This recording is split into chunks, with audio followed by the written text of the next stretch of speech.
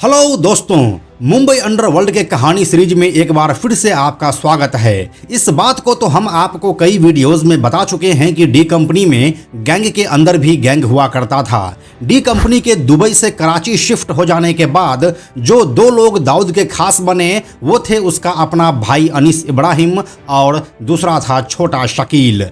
दाऊद की नज़र में छोटा शकील की इज्जत अनीस से ज़्यादा थी, इसीलिए अनीस उससे नफरत करने लगा था और फिर गैंग के अंदर ही गैंग बनने का रिवाज शुरू हो गया। छोटा शकील के खेमे में जो उसका सबसे भरोसेमंद शख्स था वो था फ़हीम अहमद शरीफ उर्फ फ़हीम मचमच। आज की कहानी इसी फ़हीम मचमच की होने वाली है। आज के इस वीडियो में हम आपको बताने वाले हैं कि आखिर फ़हीम अहमद शरीफ फ़हीम मचमच कैसे बन गया और डी कंपनी तथा अंडरवर्ल्ड में उसका किरदार कितना इम्पैक्टफुल रहा। साथ ही हम आपको यह भी बताने वाले हैं कि अभी वह कहाँ है और क्या कर रहा है। तो चलिए ज़्यादा देरी नहीं करते हैं और आपको सीधे कहानी पर लेकर चलते हैं। हेलो एंड नमस्कार, मेरा नाम है प्रशांत और आप देख रहे हैं बेजोड़जोड़ा.com का YouTube channel. Faheem Machmach Mumbai underworld के उस गैंगस्टर में आता है जो 1993 ब्लास्ट के बाद फ्रेम में आया।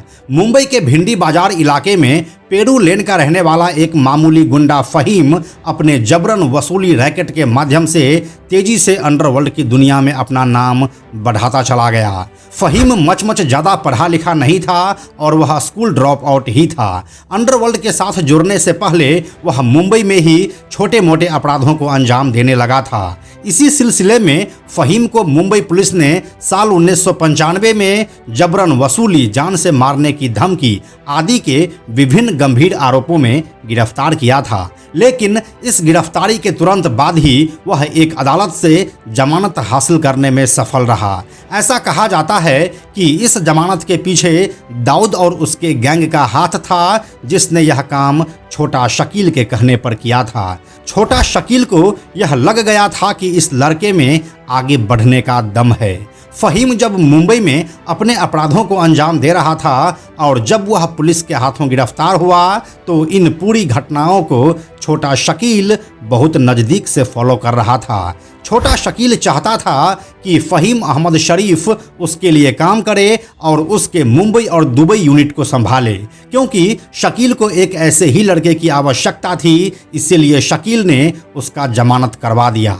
अब जमानत के बाद उसे शकील से मिलने के लिए दुबई से बुलावा आया और फिर साल 1995 में ही वह मुंबई के छत्रपति शिवाजी महाराज इंटरनेशनल एयरपोर्ट से दुबई के लिए निकलने ही वाला था कि उसे एक बार फिर से मुंबई पुलिस ने गिरफ्तार कर लिया।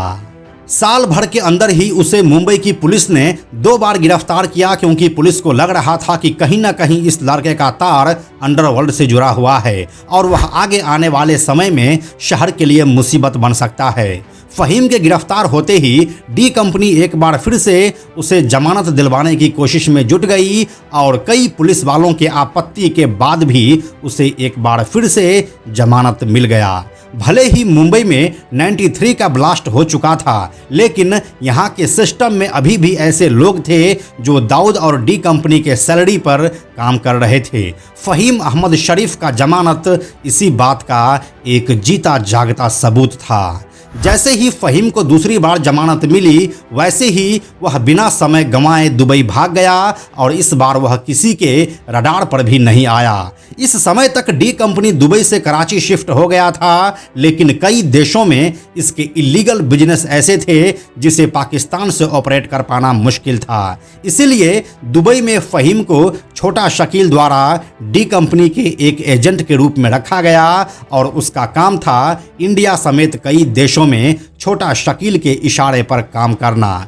इसके बाद से फ़हीम लगातार दुबई और पाकिस्तान करता रहा और छोटा शकील का वफादार बना रहा। दुबई में शिफ्ट होने के बाद फ़हीम मचमच छोटा शकील के इशारे पर भारत में एक्सटॉर्शन के काम को अंजाम देना शुरू किया।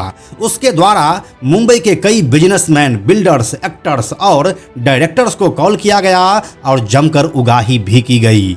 फहीम जिसको कॉल करता था उसके साथ बहुत ही ज़्यादा बहस भी करने लगता था और इधर उधर की बातों को भी बहुत ज़्यादा तूल देता था। उसके यही मचमच करने की आदत की वजह से उसका नाम ही मचमच हो गया। अब अंडरवर्ल्ड के दुनिया में लोग फहीम अहमद शरीफ का नाम भूल चुका था और हर जगह फहीम मचमच ही लिखा और बोला जाने लगा। मुंबई में उगाही करने के दौरान ही साल 1999 में मुंबई के मेयर मिलिंद वैद्या के ऊपर 2 अटैक हुए, जिसमें एक अटैक में फहीम मचमच का नाम आया। मुंबई पुलिस उसे पकड़ने के लिए अब बेताब हो उठी थी, लेकिन उसका कोई लिंक नहीं मिल पा रहा था। सालों तक उसे ट्रैक करने के बाद साल 2003 में उसका एक कॉल ट्रेस हुआ जो उसने मुंबई के ही एक बिल्डर को किया था। उस बिल्डर के साथ उसके गाली गलौज करने की बात भी सामने आई थी, क्योंकि वो बिल्डर उसे पैसे देने से साफ मना कर चुका था। जब मुंबई पुलिस की दबिश बढ़ी और पता चला कि फहीम दुबई में है, तो वहां पर उसके गिरफ्तार करने की योजना बनने लगी। जैसे ही डी कंपनी को इस बात की भनक लगी, वो फहीम को कराची बुला लिया।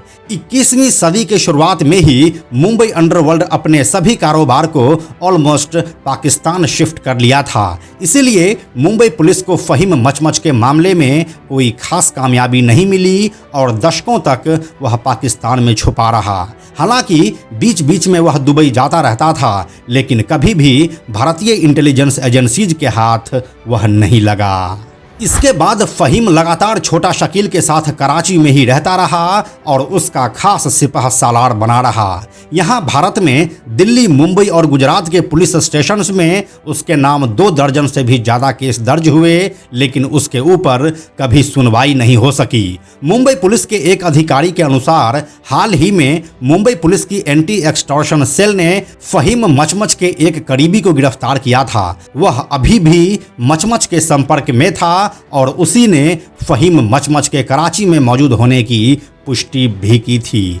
इसके बाद सालों तक उसकी कोई खबर मीडिया में नहीं आई। फिर साल 2021 के अगस्त महीने में एक न्यूज़ सामने आई कि कराची में ही एक हॉस्पिटल में कोरोना की वजह से उसकी मौत हो गई। उसके मौत के बाद मुंबई के भिंडी बाजार इलाके में पेरू लेन में रह रहे उसके परिजनों को फ़ोन करके इसकी सूचना दी गई। ऐसा कहा जाता है कि इस फ़ोन कॉल की पुष्टि मुंबई के एक बड़े पुलिस अधिकारी भी कर चुके हैं। यानी कि भारत का मोस्ट वांटेड अपराधी फहीम मचमच अब इस दुनिया में नहीं है और वह कोरोना का शिकार हो चुका है। तो यही थी मुंबई अंडरवर्ल्ड का डॉन और छोटा शकील के खास फहीम मचमच की पूरी कहानी। यह कहानी आपको कैसी लगी हमें कमेंट में लिखकर जरूर बताइए। हम जल्दी मिलते हैं आपसे एक नए कहानी के साथ। अंत में एक और ज़रूरी बात, हमने बेजोड़ जोड़ा का एक टेलीग्राम चैनल भी बनाया है जहां आपको हमारे सारे वीडियोस के लिंक सबसे पहले मिल जाएंगे। इसलिए आप लोग टेलीग्राम पर भी हमसे जुड़ें। टेलीग्राम पर हमसे जुड़ने के लिए सिंपली आप टेलीग्राम ऐप के सर्च में जाकर बेजोड़ जोड़ा लिखिए और चैनल पर जाकर ज्वाइन बटन क्लिक कर दीजिए। आप हमसे जुड़ जाएंगे। यह वीडियो अगर आपको पसंद आया तो इसे लाइक और शेयर जरूर करें। आने वाले वीडियोज़ के लिए बेजोड़ जोड़ा को सब्सक्राइब करके बेल आइकन को टच करना ना भूलें। Thank you so much.